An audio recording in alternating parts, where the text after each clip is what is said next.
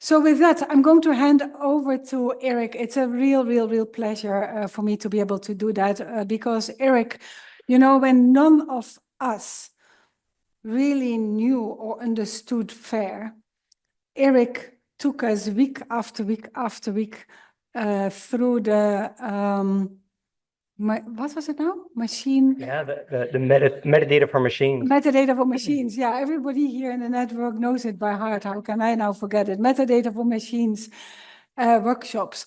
And it was very important because if you come together as a really diverse community as we are, the first thing, the first task that you have is to start having a common vocabulary around a common problem. And I think that is what Erik did. But you cannot achieve that if you don't do that with passion and patience. And that is what you really had and have. You were so patient with everybody. And then it was so clear that this needed to happen. So the passion was also really coming through. And then from there on, I think you allowed it to go and to flow. And now today, I think you felt like me, so proud of these who were then learning and who are now leading the way and flying the ship. So really, thank you, Erik, for what you have done and for leading this panel here today. And I hand over to you. Great, thank you, Miriam. And it's a pleasure to be here. You know, in those early days, in 2020, under the urgency of a global, life-threatening pandemic, yeah, those were very intense times. And we mentioned then that we were building an airplane while we were flying it. And it's just to say that I think Wodan helped us to perfect this concept of a metadata for machine workshop in GoFair, as much as maybe GoFair could have helped this implementation network get its start in verification. So it was really a partnership. Yeah, so my name is Erik Schultes. I've been associated in different ways with the Leiden University Medical Center and the Leiden Institute for Advanced Computer Science, and now I'm at the LACDR, the Leiden Academic Center for Drug Research. Yeah, we can probably begin the first slide, the title slide. And but I've also been at GoFair from the beginning, which is now 6 or 7 years. And I'm just trying to highlight here, we're in now session 6. So for all of you who are overworked, sleep deprived, out of your own time zone, I hope we can keep you awake after lunch in the afternoon session here. So the title for the panel discussion is State of the Art in Fair Open Engineering Research. This is great. So compliments to Miriam for putting together a very well orchestrated program. I think following the morning, this is now the perfect time to really dive into some of trying to get a handle on an explosion of different implementations that are trying to get at various aspects of FAIR. And I think this session, we really want to try and show that far from being kind of a nascent research problem, there's in fact quite mature and a very large number of quite mature technologies now. And the question is going to be more of convergence rather than, I think, development going forward. But let me see if I can advance. Yeah. Okay, so I'm going to start with this slide, and it very much complements the way we ended in the morning with Baron's talk. This is a manuscript that very much complemented or very much has driven the vision in the GoFair point of view on FAIR. It's given us the opportunity in GoFair to be technology agnostic. So we can really approach in GoFair different approaches to FAIR implementation without prejudging the technology. It's really, are we safeguarding an approach to FAIR principles? This manuscript is the Common Patterns in Revolutionary Infrastructures and Data, very much applicable and appropriate for Wodan. George Strawn and Peter Wittenberg wrote this in 2018, and the main concept in the paper was this figure that new infrastructures tend to follow like this 5-phase development process, where at first there's a vision, so a grand vision, and the infrastructures could be not only for data, but imagine any infrastructure. So there's railroads, there's television and radio communications, there's electricity networks. There's always a vision at the beginning. We want to somehow have an infrastructure that provisions some resource. Then there's a creolization phase, where lots of very clever people and organizations come together. Lots of very interesting technologies are built to try and realize that vision. In the first phase, these technologies tend to be over-specified on particular problems or on various elements of the problem. But nonetheless, there's a kind of a large solution space that opens up. But not much can happen until there's some decisions, until there's some technology that comes along that's sufficiently general, cost-effective, available, that it begins to act as an attractor to larger and larger numbers of stakeholders. And then eventually there's this moment where you have a great attractor, you have a few primary investors in that technology, and you get this convergence phase, takeoff. And after that, you can really exploit this new infrastructure. The example that George and Peter gave in their paper was, in fact, the internet itself. And Baron mentioned already that there's this hourglass architecture to the structure of the internet, where TCP/IP acted as this attractor, which means there was a creolization phase for the internet. There were alternative technologies for connecting networks. It turns out TCP/IP won.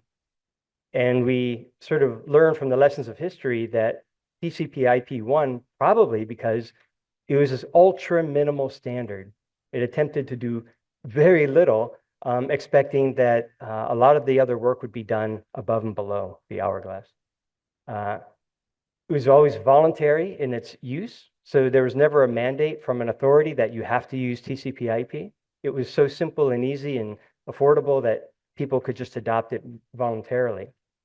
In fact, there's even some sense that a mandate would have prevented the acceptance of TCP/IP. And eventually we got this critical mass of users. And so now we all use TCP/IP on the internet every day. Most of us don't even know what it is. At the moment, I would argue, and especially in the vote-on context, we're still in this creolization phase. And I'm listing here a very incomplete, a very biased list, just from my own point of view. These are emerging fair data visiting technologies. And I've listed Vote on Africa here, but even that one effort, as we could see from the presentation of the students this morning, the Vote on effort alone is representing a large cloud of potential technologies for data visiting. So there's all kinds of opportunities here, and the question is, is there any way that we can catalyze the emergence of an attractor? How do we get to some standards, some minimal standards that might receive enough voluntary uptake from a critical mass that we could actually nucleate a widespread approach? Yep. Real quick, I just wanted to mention that there's also, I think it's important to say, that FAIR is representing a socio-technical framework, and it's, I think, really important to highlight this. At one extreme, there's certainly technology that needs to be implemented.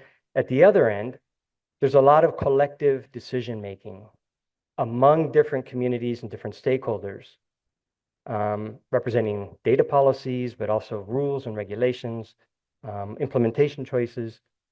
When implementing FAIR, you have to consider the entire spectrum. And for example, if you're thinking about data access controls, much of what Baron was talking about in his presentation, or if you're thinking about FAIR vocabulary services, and I know SNOMED is here today, these are technical, but they also require community decision-making. And then there's also technologies, for example, metadata creation systems that are also sort of heavily technical based, but again, need social decisions. With that, as just kind of a background introduction, I'd like to welcome the panel up on stage. So that's Katy, Ezekiel, Thanassis, and Louise. So Jasper, unfortunately, could not be here today. He has some family emergencies, so we wish him the best.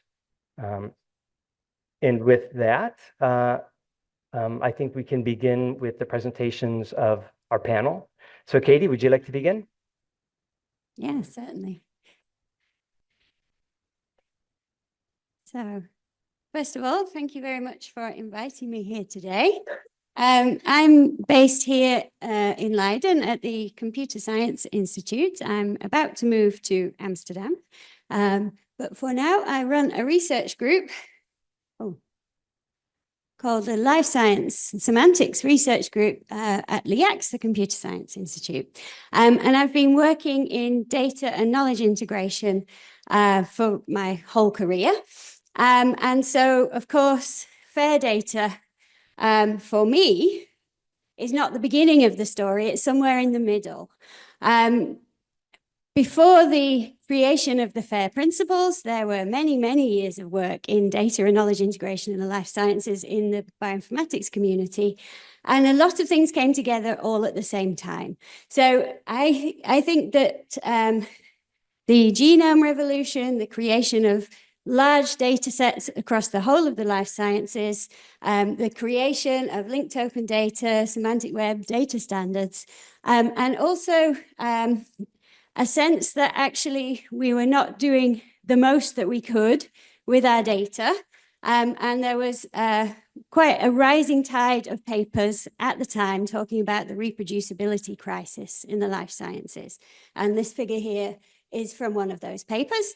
And it just shows that people trying to reuse other people's data were failing in various different ways. People trying to reuse their own data were failing in various different ways. And so all of these things came together at the right time to produce the ideas that came to become the FAIR principles. But what the FAIR principles did very neatly was bring all of my research interests together under one banner. So for me personally, that was fantastic. But what they also did was form a focal point for an international community of effort.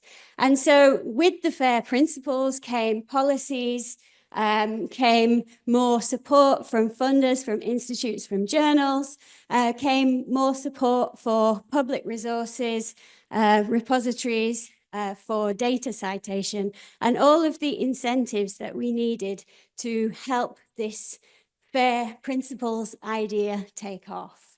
But the principles themselves are simply that, they are principles.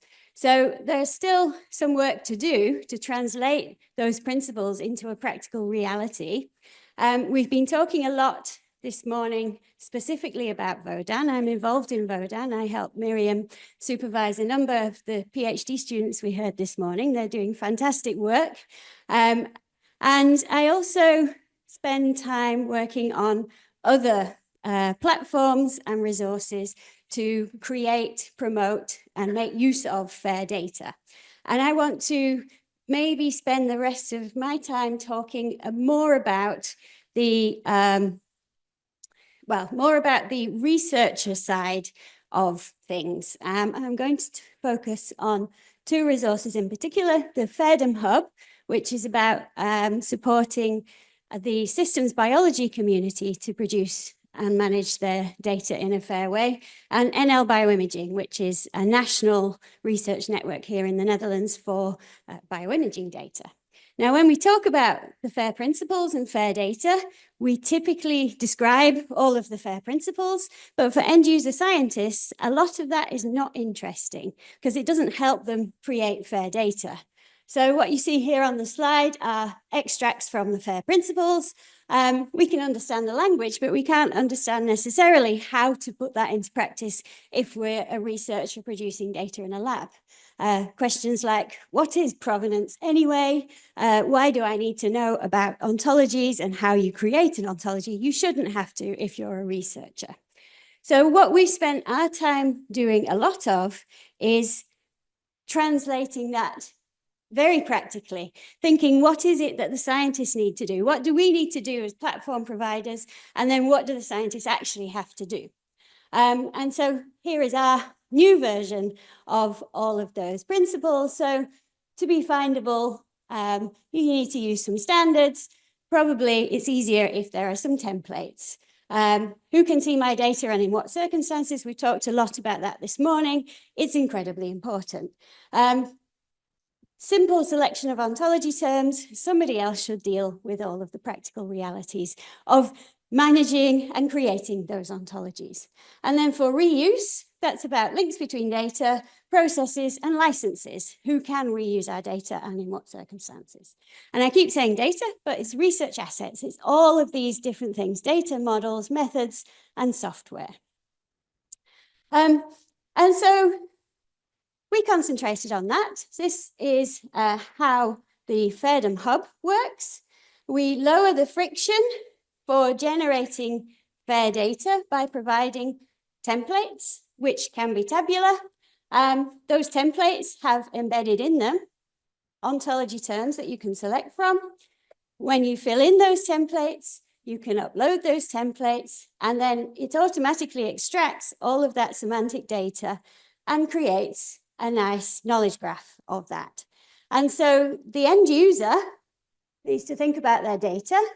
They need to think about what kind of data they have, and therefore what kind of template they should use. But after that, everything else happens for them. And so what we have is a catalogue of findable research assets.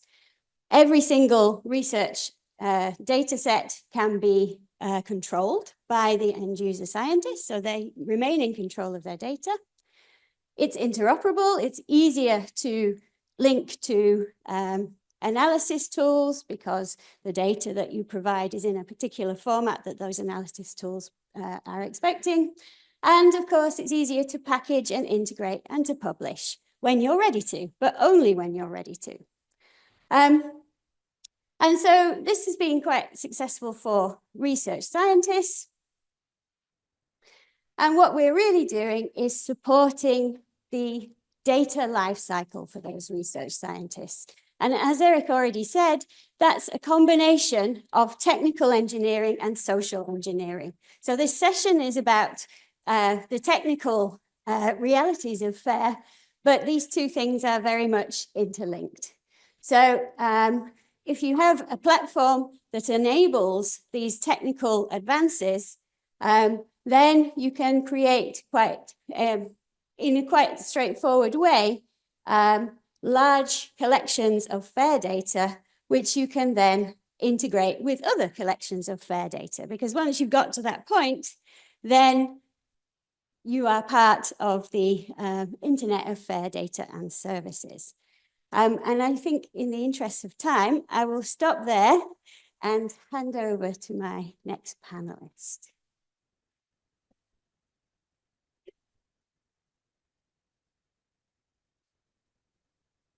Great, Louisa.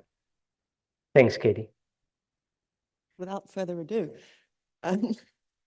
So hi, everyone. I'm Louise Bezuidenhout. I'm a senior researcher at the Center for Science and Technology Studies, which is based here at the University of Leiden. So unlike my esteemed colleague, Katy, I am not necessarily a technical person. What I'm very interested in is studying the rollout of open science on a global level from a more social perspective. Oh, got the power. Yes, do it myself.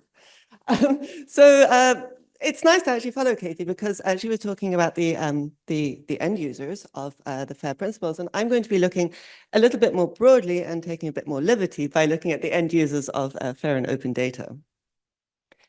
So yes, as I said, I took the open part of the session title quite literally, so I'm going to be talking about open data.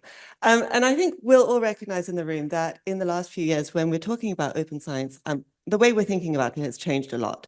We're moving from a more traditional approach, which is focusing on the products of open research practices, so open data, open access, and open software, to the 2021 UNESCO recommendation on open science, which sets out a very ambitious program for open science that really restructures the way we're thinking about the value we're adding through open science practices.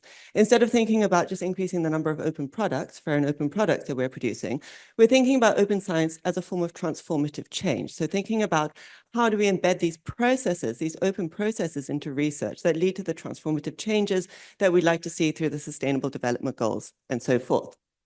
And the UNESCO Open Science recommendations are really interesting because it moves us beyond simply thinking about open scientific knowledge and open science infrastructures to things like open engagement with societal actors and open dialogue with other knowledge systems.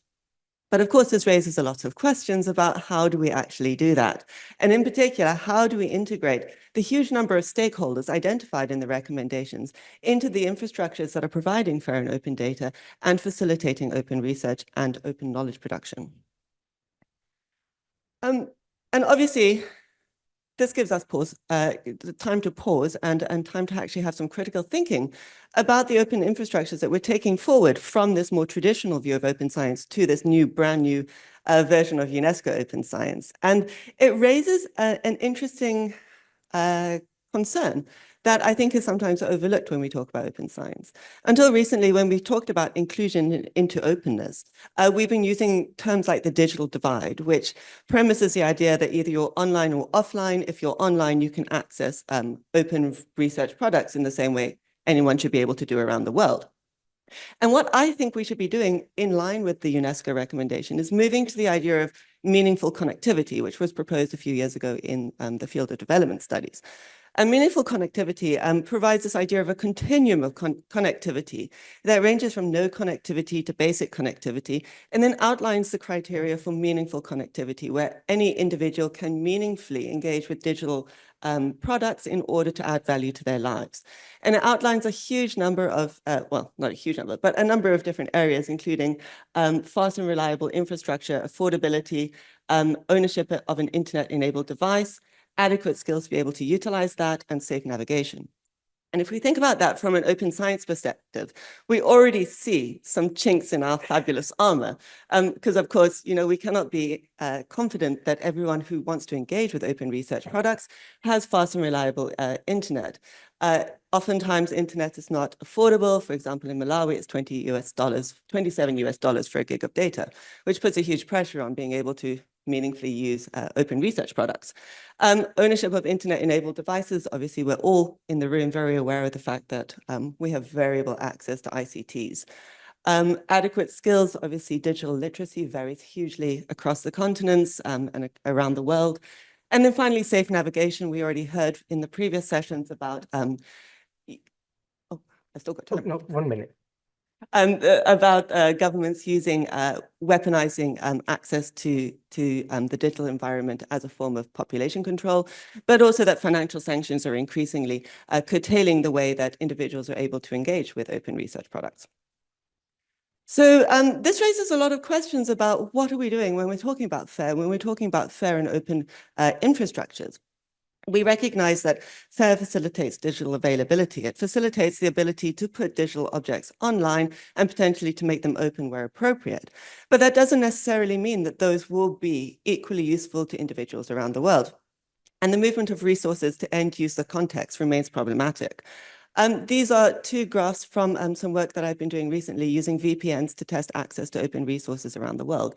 And the top shows the variability of access relating to geo-blocking, and the bottom shows variability of access relating to the GDP of the country and the bandwidth provision. And we can see huge variations on availability of open resources around the world, which really gives pause to thought that FAIR is only the start of the journey towards getting individuals engaged in meaningful openness through meaningful connectivity.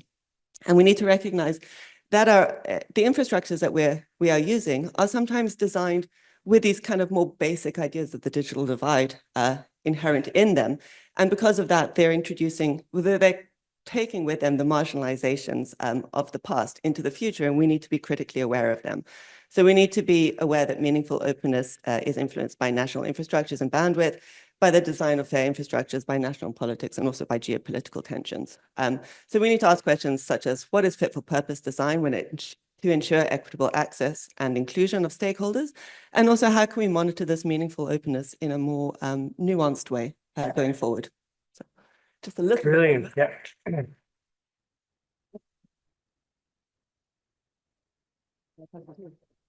And I think next we will have Thanassis.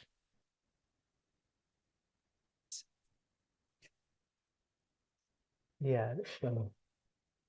Perfect. Hello. Yeah.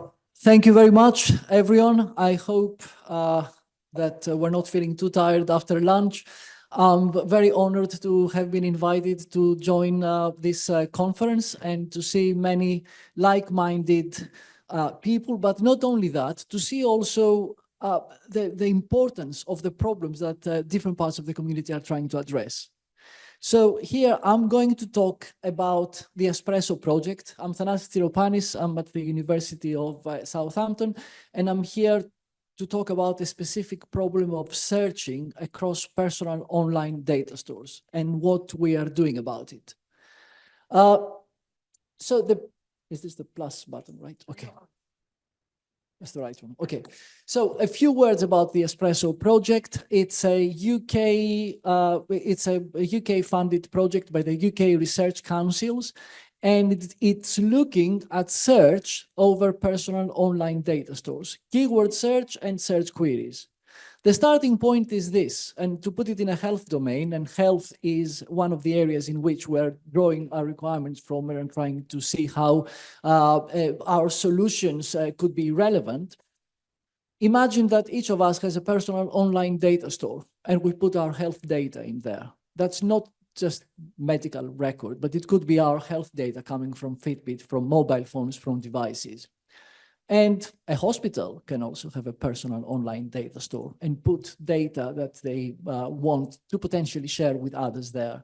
And a health organization can do the same. Why would we put them in a personal online data store? Because with technologies like Solid, I can maintain control of who gains access to my data. I can say that Miriam can have access to my personal data store, but somebody else maybe not. And they can develop an application that uses those data and do something useful with that or help with research. Now, assuming that I have gained access to a number of personal online data stores, how do I search? Can I do keyword search to all the files that I may have in there? Can I do search queries? And in order to do that, I don't want to take everything out of the personal online data store, put them somewhere centrally, index them, and go about it the usual way, because that would defeat the purpose of decentralization.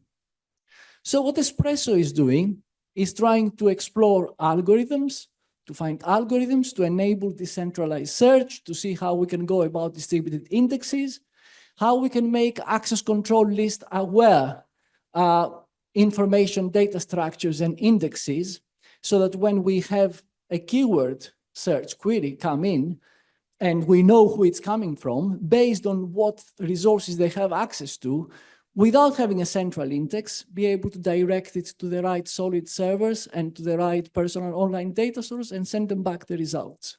This is what we're trying to do. And also we're trying to evaluate the performance based on generic, but also health-related application scenarios and engage with the community. Now, a bit more on why we're doing this.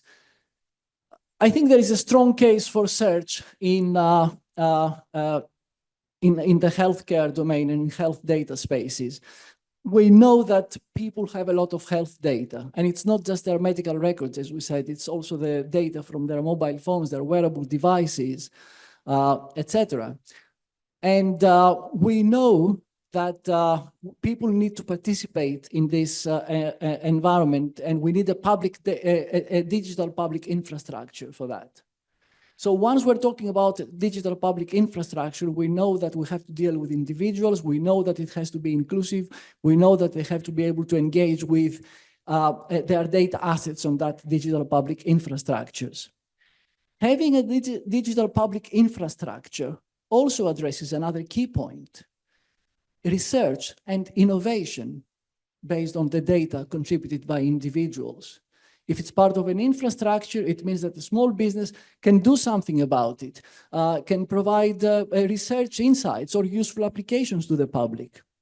So search is a key point. I'm going to close because I know that I'm running out of time, but just to give you an overview of how Espresso is going about this.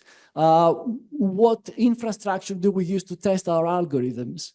Three things. We assume that we have a solid app that is an indexer, another solid app that is the search app, and we have an overlay network. So all the solid servers that are participating in this ecosystem are interlinked in an overlay network.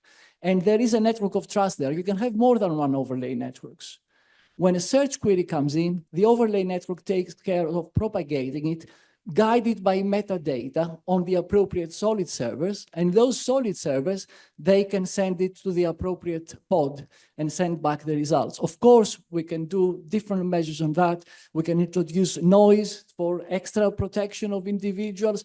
And we never get the data sets out of a pod in order to be indexed. That's the premise with which we're working. And we're looking forward to working with the community on more relevant approaches to this.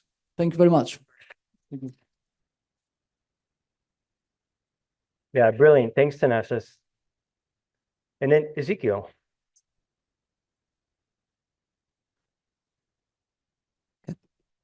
Good afternoon. Yeah, so it's my great pleasure also to be here to talk briefly about data from the African space.